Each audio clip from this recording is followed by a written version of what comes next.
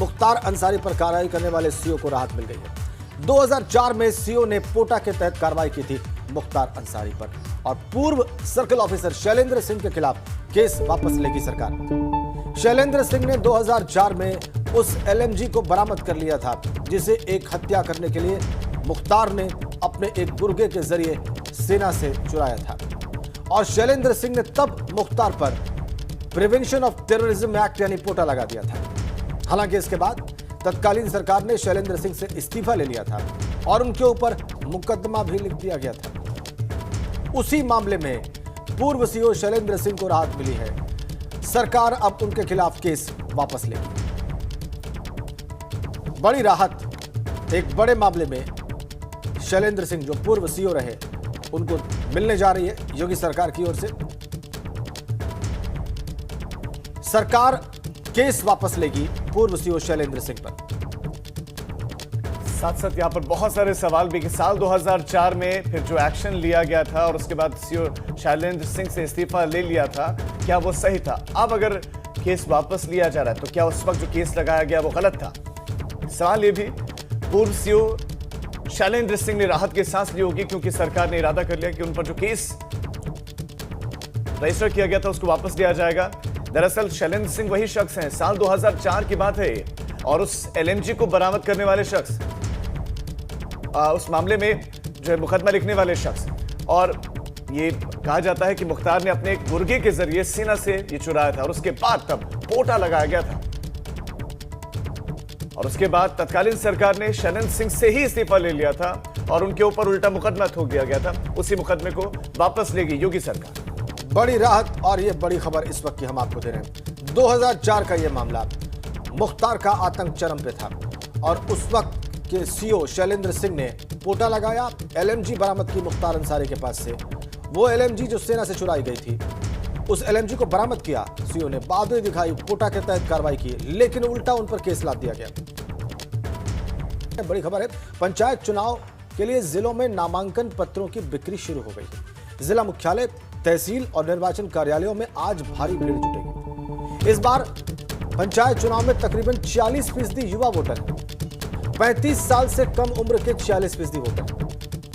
15 अप्रैल को पहले चरण का मतदान होगा 18 जिलों में और नामांकन पत्रों की बिक्री शुरू हो रही है, इसलिए तमाम केंद्रों पर जबरदस्त भीड़ होने की चांसेस हैं। शैलेश अरोड़ा हमारे साथ हैं। शैलेश, नामांकन पत्रों की बिक्री किन किन केंद्रों पर होगी और क्या इंतजाम किए गए इसकी बिक्री के लिए वहां पर? देखिए, नामांकन पत्रों की बिक्री हो या पूरे चुनाव की अगर बात की जाए तो लगातार जो जिला प्रशासन है वो अलग अलग जिलों की अगर हम बात करें, हर जगह जिला प्रशासन और जो पुलिस प्रशासन है वो पूरी मुस्तैदी के साथ इसमें लगा हुआ है।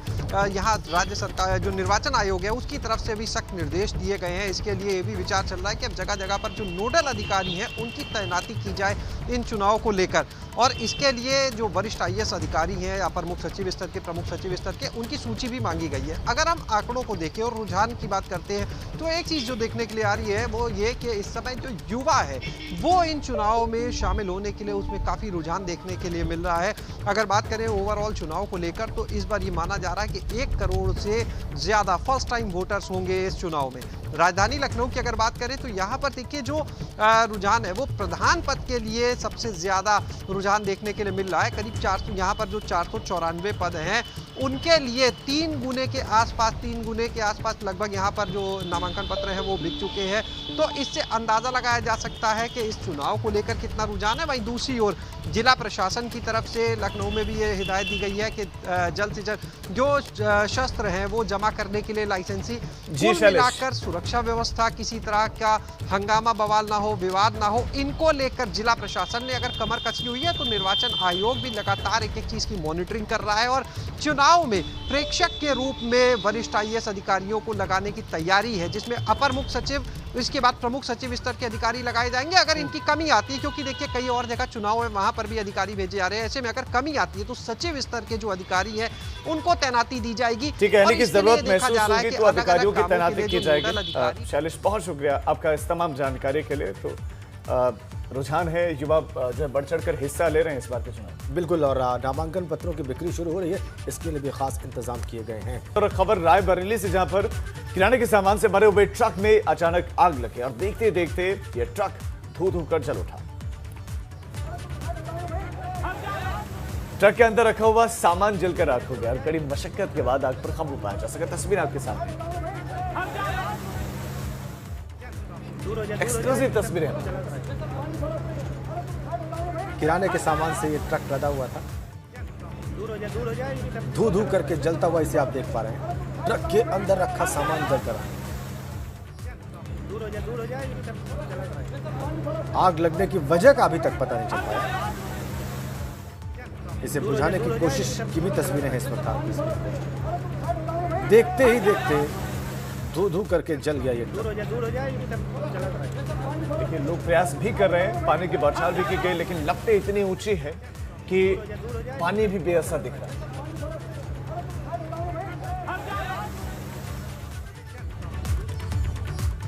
और अब खबर गाजियाबाद से, वहां पर दिल्ली मेरठ हाईवे पर स्विफ्ट और ब्रेजा कार की जबरदस्त टक्कर हो गई। इस हादसे में 3 लोग घायल हो गए।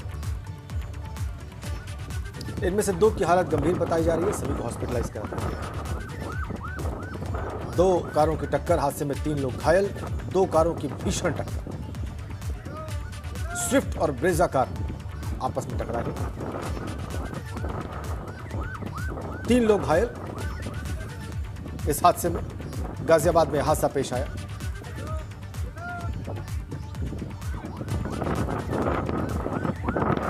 हादसे के बाद की तस्वीरें आप देखिए, कारों की हालत देख लीजिए आप, बुरी तरह से क्षतिग्रस्त, डैमेज्ड।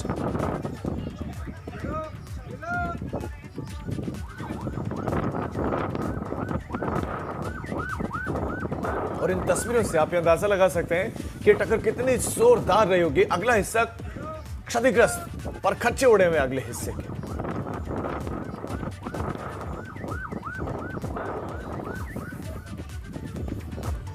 खबर अब आजमगढ़ से, जहां पर घर में सो रहे शख्स की गला काटकर हत्या कर दी गई। देर रात अज्ञात बदमाशों ने इस वारदात को अंजाम दिया और शख्स की पत्नी को चाकू मारकर घायल किया गया।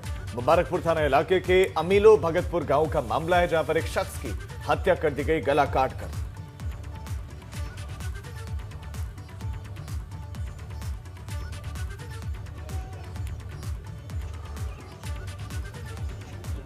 तो आजमगढ़ से खबर हम आपको दे रहे हैं, जहां एक शख्स की हत्या कर दी गई।